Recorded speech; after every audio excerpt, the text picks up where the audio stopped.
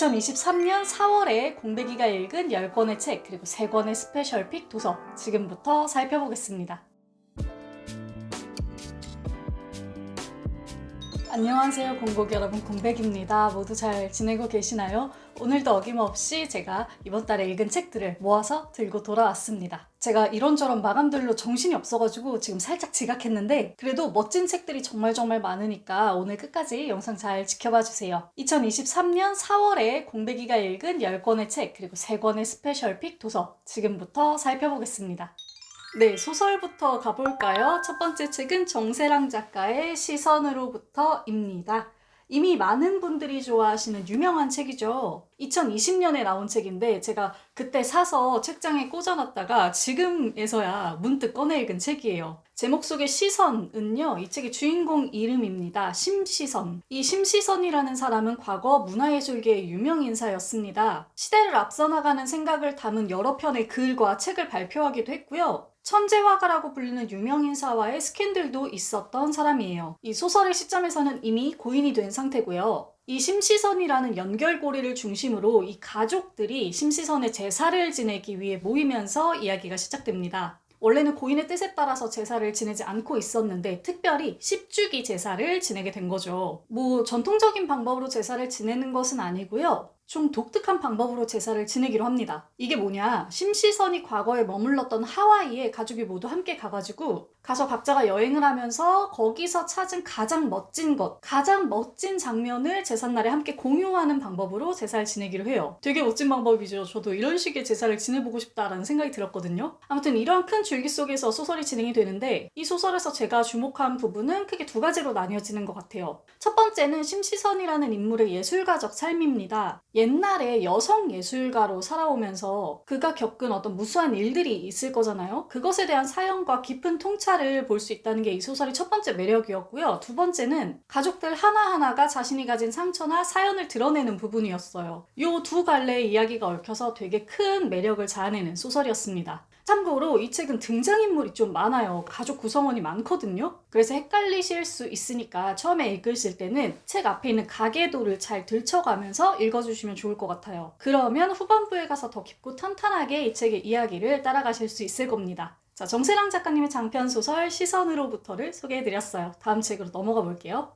네, 다음 책도 한국 장편소설입니다. 이번 달 저희 첫 번째 스페셜픽 도서 김유한 작가님의 미확인 홀이에요. 독자분들께 아직 낯선 이름일 수 있는데 이 책 진짜 재밌게 읽었고 독서 이후에도 마음이 먹먹해지는 여운까지 너무너무 멋진 책이었어요. 이 소설은요, 시작 부분이 굉장히 의미심장합니다. 희영이라는 인물이 등장하는데요. 어딘가 굉장히 좀 불안하고 공허해 보이는 인물이에요. 이 희영은 어렸을 때 친구랑 외딴 저수지에 놀러 갔다가 거기서 블랙홀 같은 커다란 구멍을 발견합니다. 그리고 그 광경을 목격한 바로 다음 날 친구가 정말 온데간데 없이 행방불명 되어버리는 사건을 겪은 사람이에요. 희영은 친구가 제 발로 그 구멍 속으로 걸어 들어갔다고 믿고 있고요. 이후 그 사건이 희영의 마음속에도 굉장히 크고 공허한 구멍을 남겨놓은 상태죠. 이 사연을 시작으로 구멍과 엮인 사람들이 하나하나 등장해서 이야기를 이끌어가는 식으로 소설이 그려져 있습니다. 이 소설의 제목이 미확인 홀이잖아요. 그래서 소설에 계속 이 미확인 홀, 블랙홀 같은 구멍이 등장해요. 소설 속에서는 이 구멍이 실제로 있다고 설정이 되어 있긴 하지만 동시에 이 구멍은 어떤 상징적인 장치처럼 보여져요. 이 구멍의 출현에 관심을 가지고 주목하고 빠져드는 인물들은 마음속에도 굉장히 큰 구멍을 가지고 있는 인물들이거든요. 희영처럼요. 인상적인 것은 사람들이 가지고 있는 이 마음의 구멍이 어떤 독특한 트라우마나 어떤 대단한 불운의 결과 이런 것들이 아니라 인간으로 살면서 겪게 되는 어떤 보편적인 취약한 것들을 나타내고 있다는 거였어요. 그래서 인물들 하나하나의 사연이 너무 공감이 됐고 그것을 풀어내는 문장이라든지 방식, 사연이 너무너무 마음이 찡해서 개인적으로는 마음이 아주 많이 동했던 소설이었습니다. 김유한 작가님의 책을 저는 처음 읽어보는데 정말 만족스러운 소설이었고요. 많은 분들이 함께 읽어보시면 좋을 것 같아요. 이번 달 저희 첫 번째 스페셜픽 도서 미확인 홀이었습니다.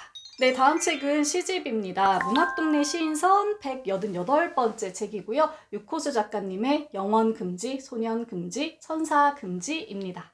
이 시집에서 가장 먼저 눈에 띄는 것은요, 굉장히 독특하고 재미있는 형식들입니다. 시와 언어를 사용해서 굉장히 감각적이고 특이한 시도들을 많이 한 걸로 보여지거든요. 이를테면 이런 식으로 마치 옛날의 인터넷 소설처럼 특수 문자를 활용한 시들도 있고요. 그리고 이렇게 사진 그 자체가 시가 된 것들도 있고, 제목의 단어 순서만을 바꿔서 연작처럼 그려낸 시도 있어요. 그리고 행과 열을 굉장히 독특하게 사용해서 묘한 느낌을 자아내는 시들도 있었습니다. 그런 다양한 시도들을 보는 게 굉장히 재미있었고요. 또 한 가지 제가 이 시집이 좋았던 것은 시에서 느껴지는 어떤 천진난만함 같은 것 때문이었어요. 소년미가 있는 시집이고요. 뭐랄까, 그 유희라는 말도 굉장히 잘 어울리는 시집이었습니다. 전반적으로 천진난만한 눈으로 세상을 그려내는 느낌이고, 동시에 투명하고 가감없이 상처받고 그것을 주저없이 드러내고 있다는 느낌이 들었어요. 주제로 이야기를 해보자면 꿈에 대한 생생한 시들, 그리고 세상의 끝을 바라보는 시들이 저는 특히 좋았습니다.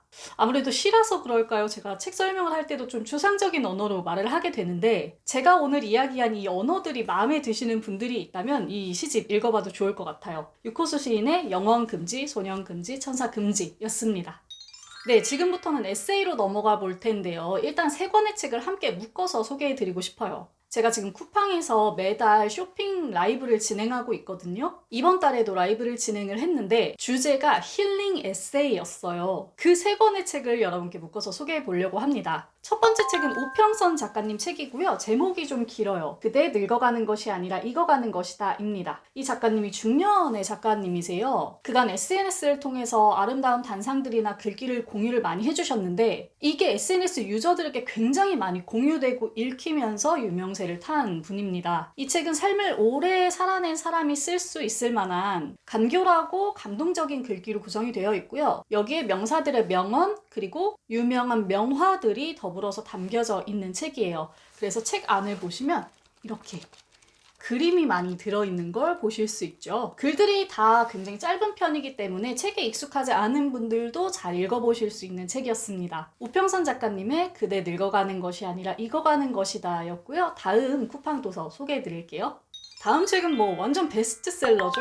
최서영 작가님의 잘 될 수밖에 없는 너에게입니다. 제가 가진 건 리커버판이에요. 이분이 되게 유명한 크리에이터잖아요. 그래서 많은 분들께 라이프 스타일을 공유하면서 사랑을 받고 있는 분인데, 그 강점이 책에 고스란히 녹아 있습니다. 사회초년생분들이 왜 이런 고민 하잖아요. 어떻게 하면 일을 잘할 수 있을까? 어떻게 하면 일과 삶을 잘 유지하면서 나를 단단하게 가꿀 수 있을까? 어떻게 하면 다른 사람들과 좋은 관계를 맺고 그 관계로 하여금 삶을 풍성하게 바꿔갈 수 있을까? 저는 나이가 많지만 아직도 이런 고민들을 하거든요. 이와 관련된 실질적인 팁들을 얻어보실 수 있는 책이에요. 이게 힐링만, 그러니까 뭔가 그럴듯한 말로 마음만 구슬리고 마는 책이 아니라 진짜로 한번 삶에 적용시켜 볼 만한 이야기들을 해주고 있는 책이어서 뭔가 손에 잡히는 책이다라고 생각이 들었습니다. 이 작가님이 저랑 포지션이 되게 비슷해요. 전공과는 다르게 영상 크리에이터로서 이름을 알리기 시작했고, 그 이후에 글을 쓰면서 많은 독자분들과 만나고 있는 분이거든요. 그래서 그 길을 따라걷고 있는 저에게도 굉장히 많은 도움이 됐던 책입니다. 최서영 작가님의 잘 될 수밖에 없는 너에게 였어요. 네, 쿠팡에서 소개했던 마지막 책입니다. 이 책도 참 많은 분들이 좋아해 주셨죠? 내가 틀릴 수도 있습니다. 에요. 비온 나티코 린데블라드의 책입니다. 이 작가의 삶이 고스란히 담긴 책인데, 작가의 인생 경로가 굉장히 특이해요. 이 사람이 굉장히 좋은 대학을 나와서 다국적 기업에서 최연소 임원이 될 정도로 소위 말하는 엘리트 코스를 밟은 사람이거든요. 그런데 어느 날 문득 갑자기 자신의 모든 삶을 정리하고 승려가 되기로 마음을 먹습니다. 그 후에 규율이 정말 까다롭기로 유명한 태국의 숲속 사원으로 들어가서 17년간 수행을 하기 시작해요. 그리고 그 수행조차 익숙해질 때쯤 또 문득 속세로 돌아옵니다. 여기까지만 이야기한다면 그냥 뭐 수행자의 이야기인가 싶은데, 이 책의 독특한 점은 이렇게 17년이나 엄격한 수행을 한 사람이 속세에 나와서 마음의 큰 요동을 다시금 겪게 된다는 데 있어요. 이분이 일상에 적응을 못하고 우울증과 불안과 초조함을 안고 살아가게 되거든요. 그러다가 이제 점차 자신이 배운 것들을 토대로 뭔가 마음을 회복하고 그것들을 나누는 삶을 살게 됩니다. 작가는 2022년 1월에 르게릭병으로 사망을 하게 되는데, 이 책은 사망 직전까지 쓰여진 책이라고 보시면 돼요. 멋진 가르침과 문장들도 많아서 삶에서 어떤 어려운 허들을 넘고 계신 분들이 한번 읽어보면 좋을 만한 책이었습니다. 비욘 나티코 린데블라드의 내가 틀릴 수도 있습니다 였어요. 이렇게 쿠팡 3종 세트 소개해드렸습니다. 네, 다음 책도 오랫동안 사랑받은 스테디셀러죠. 하루키의 달리기를 말할 때 내가 하고 싶은 이야기입니다. 이번 달 저의 두 번째 스페셜픽 도서예요. 원래는 2009년에 나왔던 책이에요. 그 다소 촌스러운 표지의 책이었는데 올해 3월에 이렇게 예쁜 표지로 새 옷을 입고 나왔네요. 하루키는 꾸준하게 달리기를 하는 러너로 유명하죠. 수십 번이나 마라톤 대회에 출전했고 트라이애슬론에도 출전했고요. 하루키는 스스로가 달리기를 통해서 삶의 많은 부분을, 특히 소설 집필에 관한 많은 부분을 배우게 되었다고 이야기합니다. 그 상관관계를 이 책에서 잘 드러내주고 있는데요. 저는 뛰는 사람이 아닌데도 정말 큰 가르침을 받았어요. 이게 저한테는 어떤 느낌이었냐면 삶의 에너지를 다루는 법에 대한 책으로 읽혔거든요. 사람이 가진 어떤 총알이 있잖아요. 시간, 몸, 체력, 정신, 이거를 어떻게 저글링 하는지를 좀 엿볼 수가 있었고 그 저글링을 정말 집요하고도 징그럽게 성실하게 열심히 해낸 사람이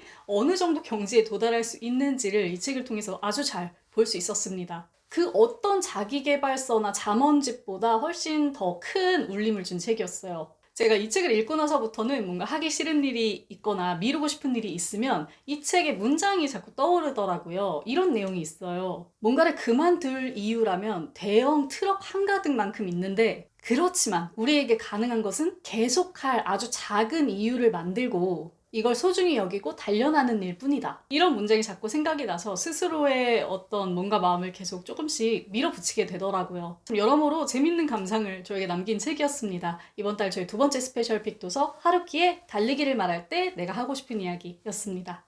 네, 다음 책입니다. 김순남 작가의 가족을 구성할 권리입니다. 작년 9월에 5월의 봄에서 출간된 책이고요. 이번 달 저의 세 번째 스페셜픽 도서예요.